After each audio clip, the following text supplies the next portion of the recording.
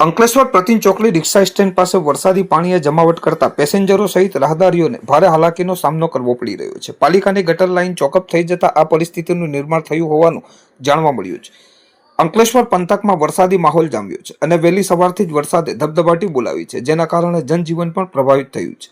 બીજી તરફ પ્રતિન ચોકડી પાસે સવારના સમયે ધંધા રોજગાર માટે આવતા લોકોનો જમાવડો જોવા મળે છે, પરંતુ ભારે વરસાદ અને રિક્ષા સ્ટેન્ડ પર પાણીનો ભરાવો થઈ જતા રિક્ષા ચાલકોને મુશ્કેલી વેઠવાનો વારો આવ્યો છે, તેમજ પેસેન્જર અને રાહદારીઓને પણ માર્ગ પરથી પસાર થવું મુશ્કેલરૂપ બની ગયું છે। નગરપાલિકાની ગટર લાઇન ચોકઅપ થઈ જવાના કારણે પાણી માર્ગ પર ભરાઈ ગયું હોવાનું રિક્ષા ચાલકો જણાવી રહ્યા છે, તેમજ વહેલી તકે પાલિકા તંત્ર દ્વારા ગટર લાઇનની યોગ્ય સફાઈ કરવામાં આવે તેવી માંગ પણ તેઓ કરી રહ્યા છે।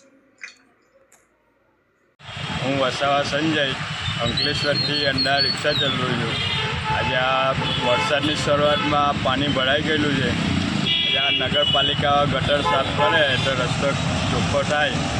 આજે આ પાણીને લીધે અમારા પેસેન્જર બી આવતા નથી, અમે સવારના બેઠા છે।